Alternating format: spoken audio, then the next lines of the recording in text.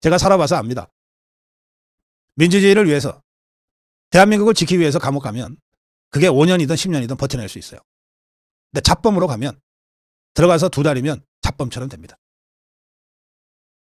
조국이가 잡범이지 무슨 대단한 일을 해서 들어가는 겁니까? 이재명이가 감옥 가도 마찬가지예요. 이재명이가 감옥 가면 뭐 민주화 운동했다가 갑니까?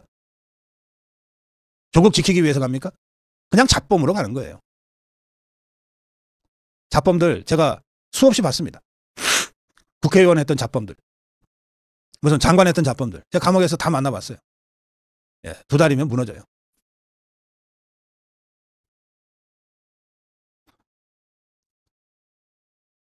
소위 가치외교라는 미명하에 지정학적 균형을 도외시한 채 북한과 중국과 러시아를 적대시하고 일본 중심의 기이한 외교 정책을 고집하며 일본의 경도된 인사를 정부 주요 직위에 임명하는 등의 정책을 펼침으로써 동북아에서 고립을 자초하고 전쟁의 위기를 촉발시켜 국가안보와 국민보호 의무를 내팽개 쳐왔다.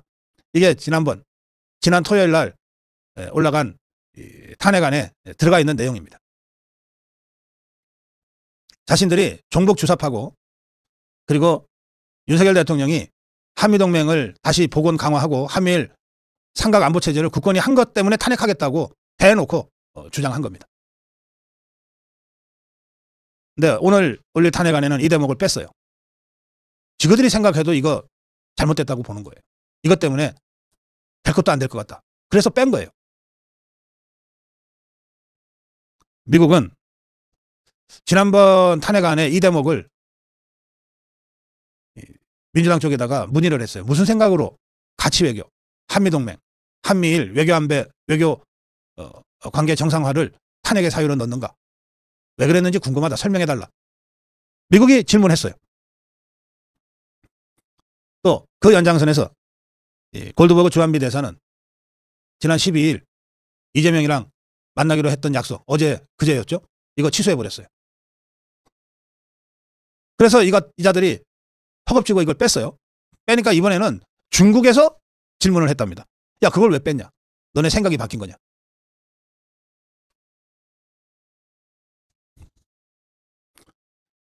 민주당 곤혹스러워졌죠. 당황하고 있어요. 그래서 서둘러서 변명이랍시고 어떻게 했냐? 그거 조국이가 한 거야. 그거 우리가 한 게 아니야. 조국혁신당에서 한 거야. 조국이가 한 거야. 참으로 허접한 것들이.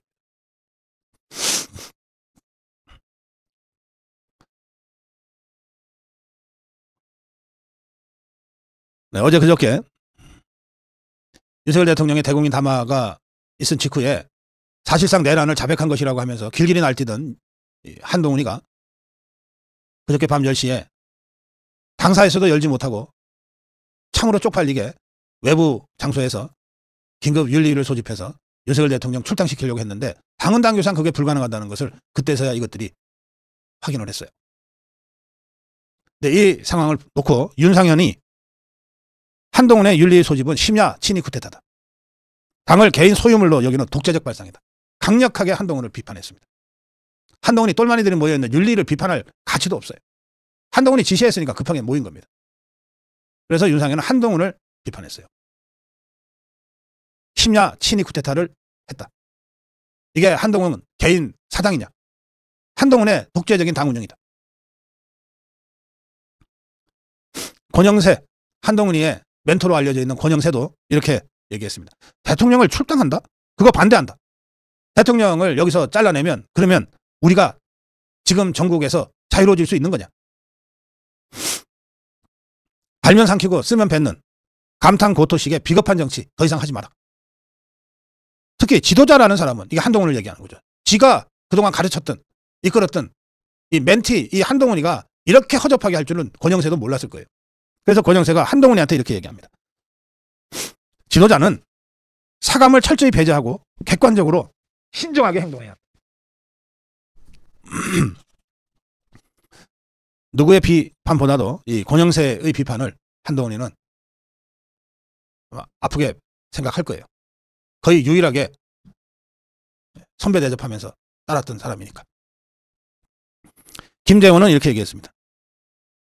한동훈이가 대통령 출당하겠다면서 윤리위를 비상윤리위를 소집했는데 그런데 최고위원들한테는 연락조차 하지 않았다.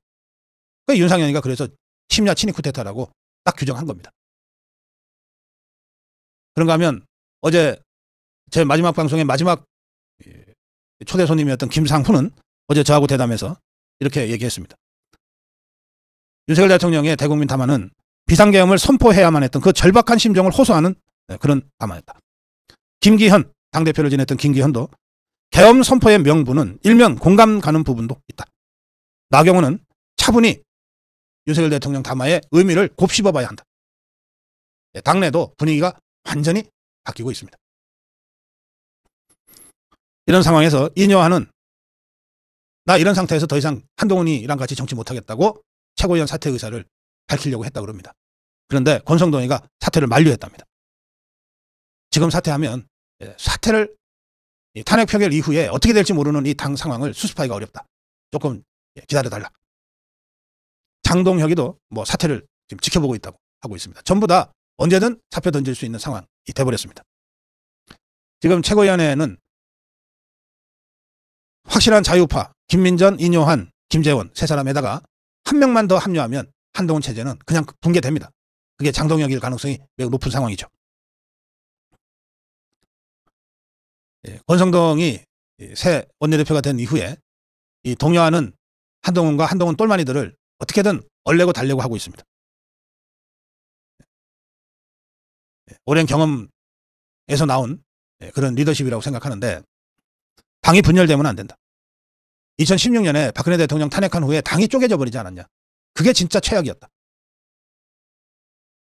탄핵보다 무서운 것은 분열이다. 내 역할은 분열을 막는 것이다. 그러면서 한동훈 일당들 겁먹어서 이 패닉에 빠져서 무슨 짓을 할지 모르는 저 한동훈과 그 일당들을 지금 얼레고 있습니다. 얼레고 달래고 있습니다. 권성동의 역할은 그거예요. 권성동에게 원내대표를 맡기면서 준 미션이 그거예요. 야, 저것들 좀 얼레고 달래고 해서 당장 적정 분열이 바로 일어나지 않도록은 좀 해라. 그러나 당의 압도적 대세는 하여튼 저것들 이번에 정리하고 가자.